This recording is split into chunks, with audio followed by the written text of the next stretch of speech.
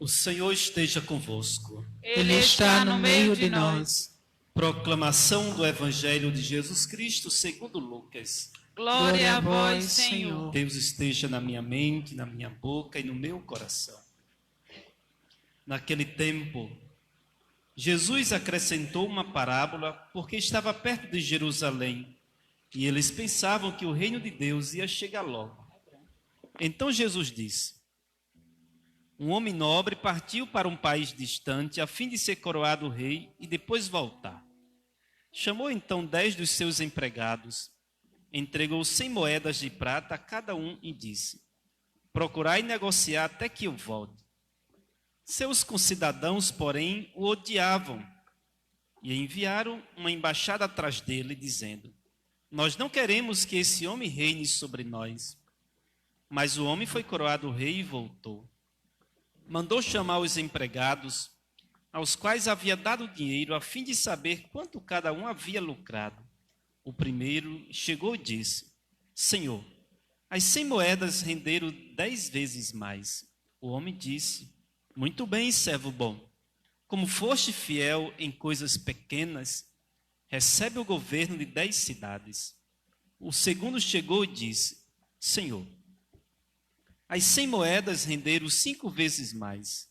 O homem disse também a este: recebe tu também o governo de 5 cidades. Chegou outro empregado e disse: Senhor, aqui estão as tuas moedas que guardei no lenço, pois eu tinha medo de ti, porque és um homem severo, recebes o que não deste e colhes o que não semeaste. O homem disse: servo mau, eu te digo pela tua própria boca, tu sabias que eu sou um homem severo, que recebo o que não dei e colho o que não semeei. Então por que tu não depositaste meu dinheiro no banco? Ao chegar, eu o retiraria com juros. Depois disse aos que estavam aí presentes: tirai dele as 100 moedas e dai-as àquele que tem 1000. Os presentes disseram: Senhor, este já tem 1000 moedas. Ele respondeu: eu vos digo, a todo aquele que já possui, será dado ainda mais. Mas aquele que nada tem, será tirado até mesmo o que tem. E quanto a esses inimigos, que não queriam que eu reinasse sobre eles, trazei-os aqui e matai-os na minha frente. Jesus caminhava à frente dos discípulos, subindo para Jerusalém. Palavra da salvação. Glória a vós, Senhor.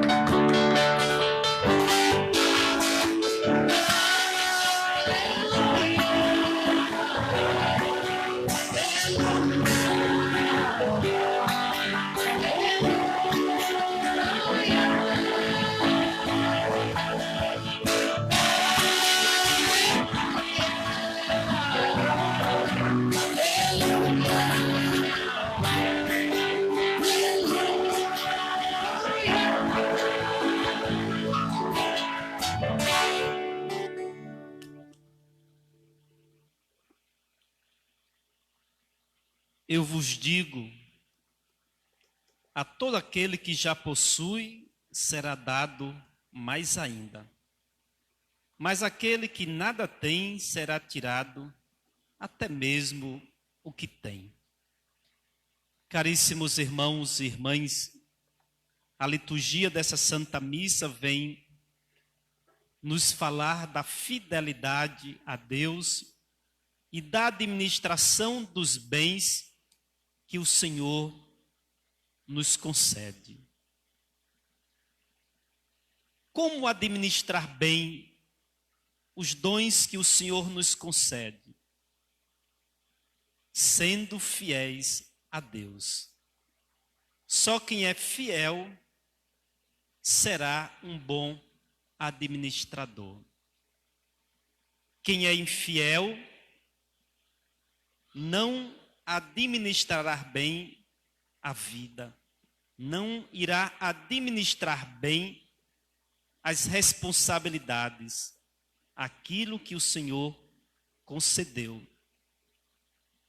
Portanto, quem é infiel, até o que lhe tem será tirado.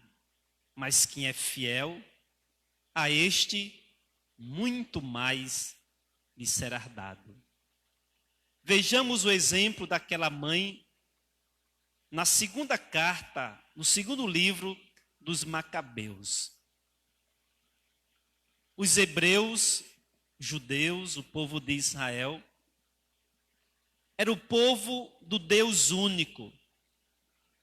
Eles tinham concebido a teologia da unicidade de Deus, Deus único, verdadeiro. Eles tinham os mandamentos, os princípios. Não adorar a deuses pagãos, não comer carne, alimento impuro. Antíoco, um rei maldoso, pagão, começou a forçar os judeus a se prostrarem diante dos ídolos, dos deuses pagãos e a comerem alimentos impuros. Uma mãe com 7 filhos se vê diante desse drama. Ela e os filhos sendo forçados, obrigados a renunciarem à fé, a abrirem mão da fé que receberam dos seus pais por outra fé. Hoje, tantas vezes, fazendo um parênteses, nós experimentamos esta realidade. Quantas famílias forçando membros a abandonarem a fé em nome de outra fé. Há uma repetição na história. E nós vemos tantas mães, tantas famílias sofrendo por causa desta pressão para que abandonem a sua fé, abraçada no batismo, e tomem outra doutrina. Quantas famílias que choram, quantas famílias que são arruinadas por esta pressão. Aqui aconteceu o mesmo, mas aquela mulher soube administrar os filhos e exortava um a não abandonarem a fé, preferindo o martírio, preferindo a morte. E aqueles filhos foram martirizados em nome da fé, mas não abandonaram a tradição, não abandonaram aquilo que receberam dos seus pais. Esta mulher, esta mãe, é exemplo de quem tem responsabilidade com aquilo que recebeu. Soube administrar os bens que o Senhor lhe concedeu. O Senhor lhe concedeu 7 filhos, mas ela preferiu ver os filhos mártires a abandonarem a fé. É um exemplo para nós de fidelidade à palavra de Deus. E aquela mulher foi feliz, porque ela foi fiel. A fidelidade a Deus nos faz felizes. Quando a gente é fiel a Deus, o nosso coração é invadido pela felicidade. Nosso coração é invadido pela alegria que nos vem do Senhor. Mas se a gente, por medo, não é fiel, o nosso coração vai perdendo a paz, o nosso coração vai perdendo a alegria. E a gente deve ter esta alegria que o salmista cantou: ao despertar me saciará vossa presença, ó Senhor. Ser feliz na presença de Deus, ser feliz servindo as coisas dele, ser feliz servindo a ele, servindo ao seu reino. Como é feliz uma casa que acolhe o sinal sagrado de Maria Santíssima. Como é feliz um lar que em sua casa tem um sinal sagrado, uma cruz, um crucifixo, a imagem de um santo, a imagem de Nossa Senhora. É feliz este lar, porque vem o mal, vem as dificuldades, mas aquele sinal sagrado nos orienta a fidelidade a Deus, a fidelidade à nossa fé. E esta fidelidade nos faz felizes. Essa fidelidade faz com que a nossa vida prospere. Foi isto que nós ouvimos na leitura do Evangelho narrado por São Lucas. Jesus, que subindo para Jerusalém, conta uma parábola àquele povo, principalmente para as autoridades religiosas da época, que não queria aceitá-lo, que não queria acolhê-lo. Ele toma a parábola das 100 moedas entregues a 3 pessoas diferentes. Cada um recebeu 100 moedas. O primeiro multiplicou as 100. E como bonança de Deus, passou a administrar 10 cidades. O outro prosperou aquelas 100 moedas e recebeu a bonança de Deus de 5 cidades. O outro,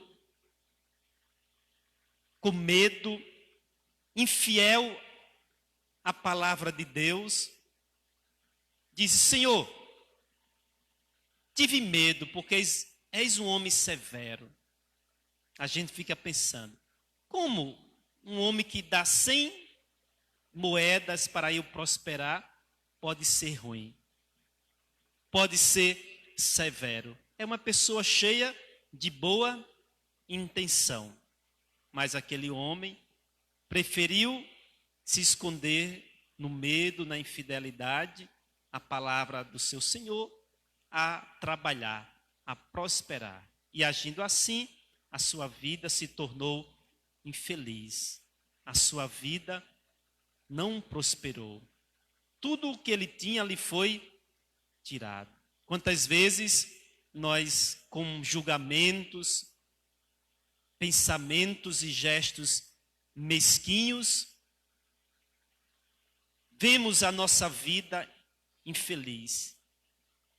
Por quê? Porque a mesquinhez não cabe bem no reino de Deus. O reino de Deus, meus irmãos, é amor.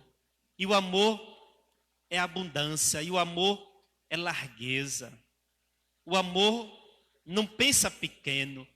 O amor não tem medo. O amor se lança. O amor age. O amor trabalha. Vivamos o amor de Deus.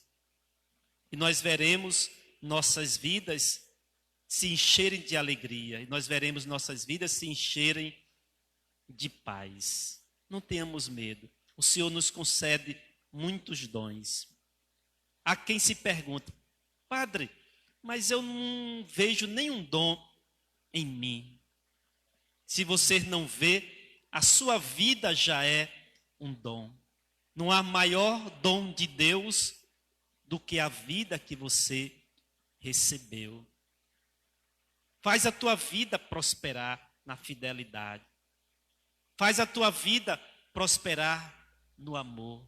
Faz a tua vida prosperar no serviço. Servindo, amando.